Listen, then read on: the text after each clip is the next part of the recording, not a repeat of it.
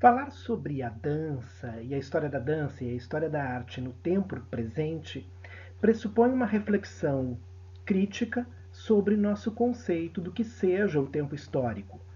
E vamos então aqui investigar duas concepções macro-teóricas a respeito do tempo histórico: o longo século XX e o breve século XX. Bom, para darmos início, a indicação de alguns programas, alguns vídeos que fazem uma revisão muito rápida, né, de vários acontecimentos, né, relevantes do século XX cronológico, daquele que é caracterizado pelo início do século XX, né, e seu final na virada do milênio no ano 2000.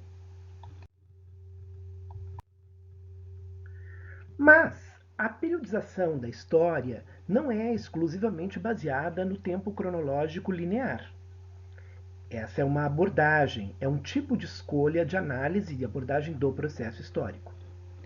Na atualidade, nós temos desenvolvido um grande conjunto de críticas ao que chamamos de conceito positivista do tempo histórico, do tempo linear, do tempo constante, da regularidade do tempo, ou chamado tempo homogêneo, como diria Walter Benjamin, o tempo que é idêntico a si mesmo. Observamos, né, a partir das noções de longa duração e de curta duração, de longo século XX e breve século XX, como o tempo histórico social ele é composto de múltiplas durações e ele depende de uma escolha, que também é teórica e metodológica. Assim, um aspecto muito relevante de se observar quando estamos lidando com recortes do tempo histórico é quais são os ritmos temporais que estamos adotando. Essa é uma ideia que está presente na obra de Fernando Braudel, já na noção de longa duração. Então, o que seria o século XX histórico? Qual é a temporalidade específica do século XX? Bom, vamos falar um pouquinho de dois modelos. Temos o primeiro modelo, que é o que costumamos chamar de breve ou curto século XX. Esse século XX ele é mais ou menos demarcado no processo que está associado à Primeira Grande Guerra Mundial, 1914, 1917, 18, e ele se finaliza em 1989, 91. Na verdade, ele começa a apresentar a sua crise em 79, né, com a crise do sistema energético, da crise mundial do petróleo, e ele se encerra, né, entre 89 e 91 com a crise das formulações e modelos de socialismo moderno. Nós vamos encontrar essa ideia especialmente no trabalho de um historiador e de um filósofo, né? Mais do historiador do que do filósofo. O historiador é o historiador Erich Hobsbawm, né? E o filósofo alemão Jürgen Habermas. Os dois falam essencialmente do século XX histórico, e eles demonstram que o que está por trás dessa cronologia por eles construída, especialmente por Hobsbawm, é justamente um processo que enxerga no século XX a construção de um modelo alternativo ao modelo do século XIX, o modelo da apropriação, o modelo do capitalismo do século XIX, com a afirmação de um projeto chamado de socialismo mundial. Então ele se inicia em 1914, entre 14 e 17, no contexto da Primeira Grande Guerra, mas envolvendo a formulação do movimento que gera a Revolução Russa. E ele termina então com a crise da União das Repúblicas Socialistas Soviéticas, o fim da URSS, né, e a queda do Muro de Berlim, que seriam marcos significativos, marcos representativos da crise do socialismo, do chamado socialismo real. Né? Nesse modelo, nós observamos que o capitalismo aparece como um efeito secundário desse processo mais global de história. Né? E, portanto, aquilo que a gente vai entender como mais relevante na configuração do longo século XX, que é a formação da hegemonia capitalista estadunidense, ela é apenas parte de um processo mais longo da história e que acompanha, vamos dizer, residualmente o final do modelo capitalista do século XIX, integrando um grupo de hegemonias capitalistas, né, do próprio fenômeno secundário do imperialismo. Né? E todos os fenômenos associados a isso, como o imperialismo e também os fenômenos do fascismo e o nazismo, são expressões, né, contraditórias do interior do próprio modelo capitalista. Muito importante, nesse modelo do curto século XX, Os anos de 1939 a 1945 apresentam um momento de maior relevância crítica e eles condensariam simbolicamente o século, né? Porque ali nós estaríamos vivendo praticamente a presença de todos os possíveis modelos de processo histórico que caracterizariam o século XX. Pergunta, então. Qual é a concepção de cultura e arte que resultaria dessa noção de breve século XX? A segunda versão é aquela que apresenta o século XX histórico, numa outra temporalidade, baseada na noção de longo século XX. Essa, predominantemente, vigora mais ou menos entre 1870, né, então o século XX começaria em 1870, na segunda metade, né, no último terço do século XIX, e ainda não terminou. O século XX provavelmente terminará entre 2025, 2030 e 2050. Essa noção ela é apresentada especialmente por dois grandes teóricos, um sociólogo, né, e um economista, Immanuel Wallerstein, com o tema da crítica do sistema mundo capitalista, e o Giovanni Arrighi, com o longo século XX. Né. Para esses autores do longo século XX, o que importa na construção do modelo é compreender o processo que vai desenhando a hegemonia dos Estados Unidos no longo século XX, a sua dominação histórica mundial. Né? Essa dominação tem como marco a crise da hegemonia inglesa, que se inicia, então, a ruptura, né, a fragilização do sistema mundo baseado, né, na Inglaterra, né, na hegemonia inglesa, que começa em 1870, né, e a partir de 1870 até então, o período que nós teríamos considerado mais irrelevante e importante no breve século XX, que é os anos de 39 a 45, são os anos em que há uma cristalização do conflito e a tensão pela disputa dessa hegemonia mundial entre a Alemanha e os Estados Unidos, com dois grandes blocos mundiais. Né?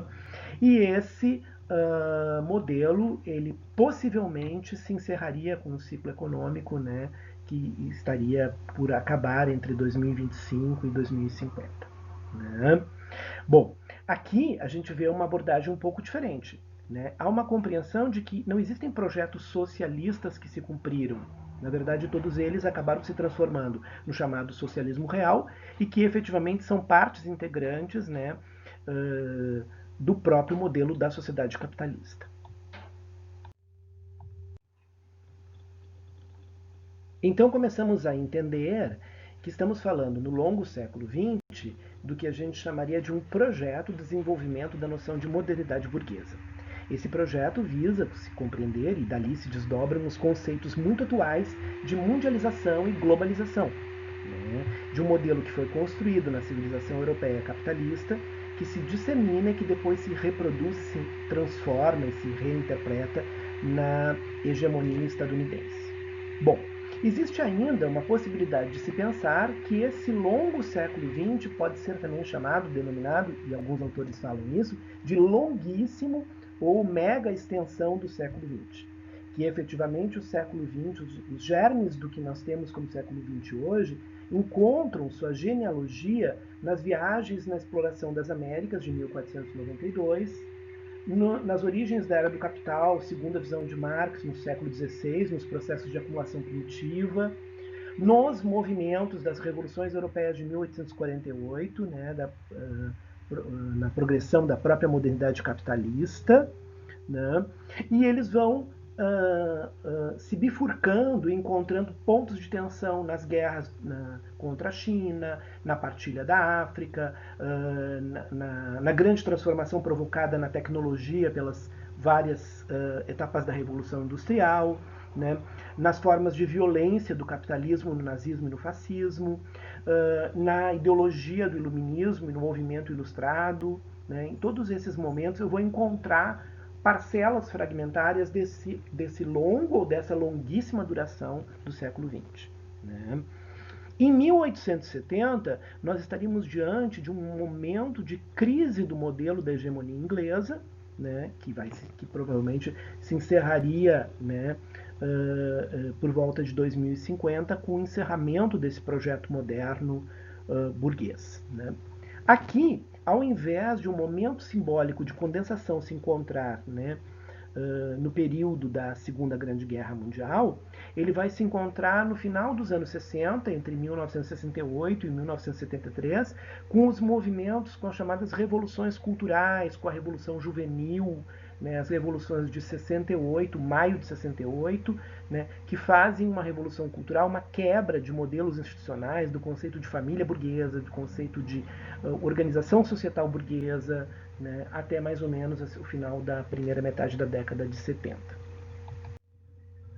Então, 68 até 73 representaria um momento de condensação simbólica dessa revolução cultural da longa duração. É aqui que há uma bifurcação histórica, uma crise terminal desse sistema mundo capitalista mundial que é inaugurado lá, poderíamos dizer, no século XV, né? Que tem seus germes no século XV, mas que vai encontrar a sua forma no final do século XIX. Né? 1945 seria apenas o fim de uma guerra de 30 anos, uma guerra de disputa de hegemonia mundial entre a Alemanha e os Estados Unidos, com o triunfo dos Estados Unidos da América nesse vazio que foi inaugurado, esse vazio de poder, esse vazio de gestão de um modelo econômico e político inaugurado pela hegemonia inglesa. Né? E aí nós teríamos, então, na verdade, uma crítica desse modelo, né, que começa a se inaugurar para a ruína do modelo estadunidense, né, a crise dessa geocultura do liberalismo, com todos os seus valores e todas as suas instituições, a partir do final da década de 60. Aqui estamos, então, diante de uma visão que observa o século como um processo civilizacional, né? Um século que vai durar mais de 2 séculos, efetivamente, no sentido da cronologia. Qual seria, então, a concepção de cultura e de arte que resultaria dessa noção de longo século XX? Se numa nós temos, né, um século XX que começa depois do início da cronologia, né, estamos lá na primeira década do século XX da cronologia histórica, e ele termina alguns anos antes do próprio término da cronologia histórica do século XX, agora não, nós temos um século que dura em torno de 2 séculos. Alguns autores importantes aqui, né, para a gente lembrar, especialmente Wallerstein, né, e Giovanni Arrighi, que eu falei, sociólogo e depois um economista, que discutem esse modelo das grandes transformações, desse processo civilizacional que está associado à transformação macro-social, macro-política e macroeconômica dos modelos. Indicaria aqui, né, esses 3 vídeos que discutem um pouco da formação histórica, dessa noção que é mais complexa e mais difícil de compreender, né, sobre o processo de paralelo da flexibilização e a mundialização do capital, né, em seus vários modelos, e os ciclos de hegemonia representados desde a formação da modernidade, então primeiro o italiano com as cidades-estado, depois o primeiro capitalismo global holandês, depois a ascensão da hegemonia inglesa e, finalmente, a hegemonia estadunidense. É um modelo que está presente na obra do economista Giovanni Arrighi, né, que faz uma análise de fundo marxiano. E aqui, então, as condensações simbólicas que estão agregadas. Vejamos, no curto século XX, a condensação simbólica desta época está representada pelos movimentos que ocorrem entre 39 e 45. Né, na crise mundial e que está associado à Segunda Grande Guerra, né, como uma espécie de marco paradigmático de crise epistemológica do modelo do século. Né. O que nós poderíamos dizer aqui? Né? Que nós temos então aquela divisão mais clássica, né, que coloca a primeira metade do século XX vinculada à experiência das vanguardas, né, as chamadas vanguardas históricas, e os seus projetos alternativos de sociedade. Então, a arte a partir dos seus manifestos, então os grupos que vão formar a arte moderna, e a segunda parte, pós-1945, com o processo vamos dizer assim, dos herdeiros no esteio desse grupo, né, das vanguardas históricas, nos seus desdobramentos experimentais na segunda metade do século XX. Né? Na visão de longo século XX, como o momento paradigmático, o momento de tensão crítica, se encontra entre 68 e 73, nós assistimos o processo de construção, né, e depois de crítica, de longa crítica, né, ao conceito de império, né, estadunidense, né, o famoso termo declínio do império americano, né, da sua hegemonia histórica, né? E aqui nós teríamos duas visões. Uma visão mais afirmativa, proativa e positiva, que entende que os Estados Unidos da América é o melting pot, o liquidificador cultural efetivo, né? E que ele produziu e permitiu uma ascensão de uma cultura industrializada e massiva, mundializada. Né? Então ele planificou, ele realiza, né, plenamente o projeto de uma cultura global, de uma cultura mundial e também, claro, massificada. Né? Na visão crítica, nós veríamos que esses movimentos, né, tensos de 68 até o final da primeira metade da década de 70 representariam críticas da cultura moderna, né? E aí nós faríamos uma outra interpretação do experimentalismo artístico, né? A cultura da performance, a presença do corpo, né? Não como algo que está ali espelhando, ou seja, tipo a ideia de modernidade e pós-modernidade, mas na verdade como momento de ruptura paradigmática, com mais autonomização em relação ao momento anterior. Então, ficamos aqui com uma ideia importante para refletir, né? Quais as terminologias que são mais adequadas quando estamos falando, né, da história da arte e da história da dança no século XX? Estamos usando mais a ideia de modernidade, de modernismo, por trás disso se encontra um conceito de modernização, né? Ou é o contemporâneo, ou é o pós-moderno, ou é a contemporaneidade, ou a pós-modernidade, ou é o pós-modernismo. Do que se trata? Né? Quais as terminologias que são mais adequadas, né, no raciocínio, na resposta que vocês podem vir a desenvolver? Um conjunto de questões, como um tema de casa, como questões desafiadoras, para a gente refletir. Né? Essas noções de breve e longo século XX nos permitem pensar várias questões e eixos temáticos. Então, perguntas. Quais as relações que podemos estabelecer entre o experimentalismo estadunidense nas artes do corpo e o melting pot cultural que os Estados Unidos representam? Como temas como violência e memória se tornaram recorrentes nas produções artísticas do século XX? Por que isso? Né? Como podemos relacionar a Alemanha pós-guerra até a queda do Muro de Berlim com o desenvolvimento da trajetória de uma artista como Pina Bausch, por exemplo? Como podemos relacionar os avanços milenaristas, o reencantamento do mundo, com as preocupações artísticas contemporâneas? Por que estamos observando mais presença de uma busca de modelos do arcaico, do tradicionalismo, né?